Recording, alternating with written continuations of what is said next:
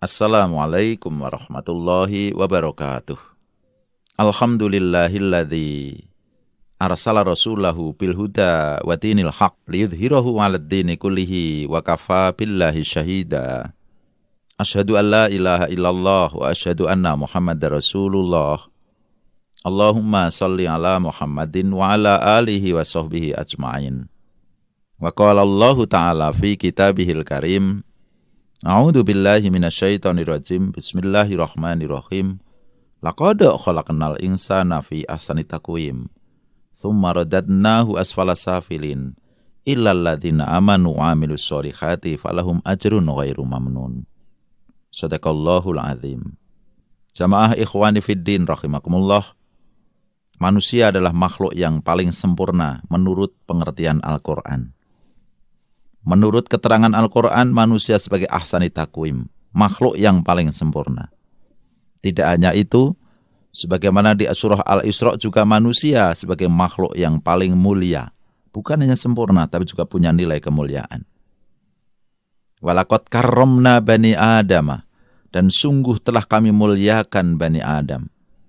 Kita semuanya ini makhluk yang mulia sekaligus sempurna dari sisi konstruksi fisik, maupun perangkat yang nanti akan kita gunakan untuk memenuhi kebutuhan hidup, agar kita menjadi hamba Allah yang pandai bersyukur. Sayangnya, jamaah kaum muslimin rahimakumullah, tidak banyak orang yang bisa melihat kesempurnaan dan kemuliaan manusia itu sendiri. Sehingga banyak di antara mereka merasa belum sempurna, akhirnya menempelkan aneka macam aksesori dalam tubuhnya, sampai hal yang dilarang sekalipun oleh Allah SWT dilakukan. Karena gelapnya hati, sehingga orang cenderung berbuat mengingkari apa yang diperintahkan atau bahkan merasa benar, padahal Rasul Allah sudah melarangnya. Ketika dikatakan manusia sebagai makhluk yang paling sempurna, bukan pengertiannya kita sempurna kemudian bebas dari dosa, berbuat seenaknya sendiri, bukan. Kesempurnaan itu mengingatkan kita untuk hendaknya pandai bersyukur, selalu menikmati dengan rasa syukur kepada Allah SWT. Dan satu hal yang harus dicatat oleh kita semuanya, upaya untuk mempertahankan kesempurnaan dan kemuliaan manusia tidak bisa dibangun dengan aksesori yang tertempel di tubuhnya saja. Rasulullah menyebutkan, menegaskan, innallaha la yanzuru ila suwarikum wala ila ajsamikum walakinallah yanzuru ila qulubikum wa a'malikum. Sesungguhnya Allah tidak akan merasa bangga dengan keadaan fisik, cantik, tampan, gemuk, kurus, langsing, dan seterusnya. Bukan itu yang menjadi ukuran kehormatan dan kemuliaan ahsani takwimnya manusia, bukan karena itu. Karena cantik adalah relatif, tergantung siapa yang menilai dan siapa yang punya kepentingan. Gemuk, kurus juga relatif, tergantung pembandingnya siapa. Kaya, miskin, bahkan itu juga tidak menjadi ukuran.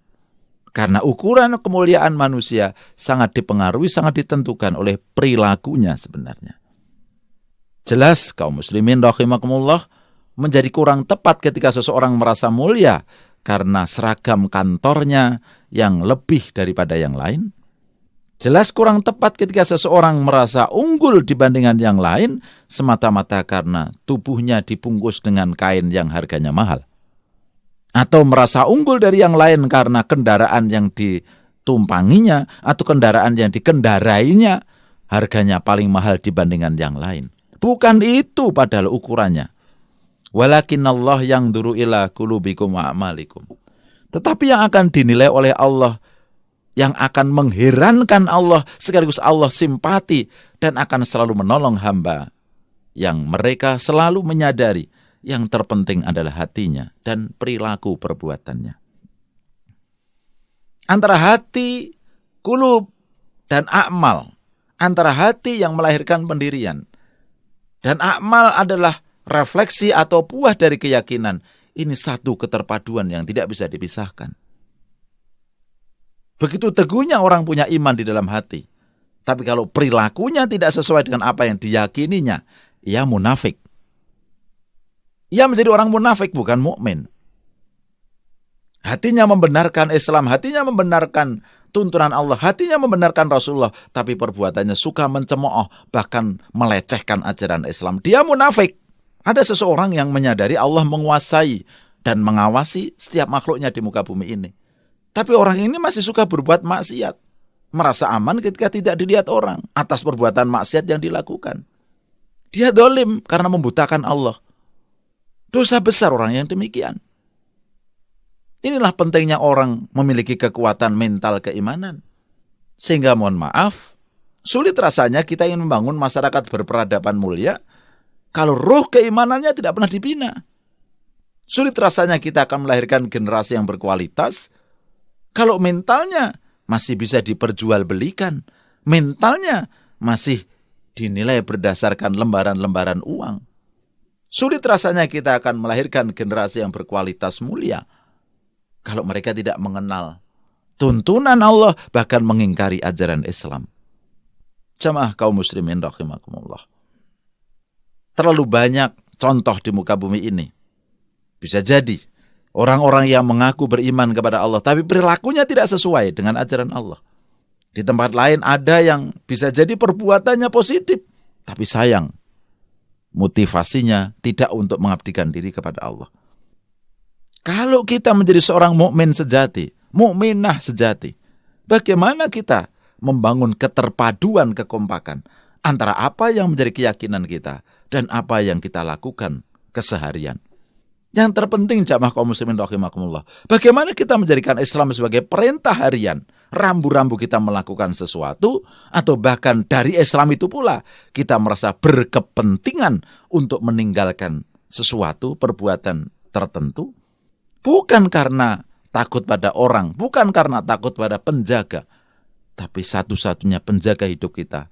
Karena apapun yang kita lakukan akan dipertanggungjawabkan di hadapan Allah. Sehingga kedisiplinan kita dalam melakukan atau meninggalkan sesuatu semata-mata mengabdikan diri menjadi hamba Allah subhanahu wa ta'ala.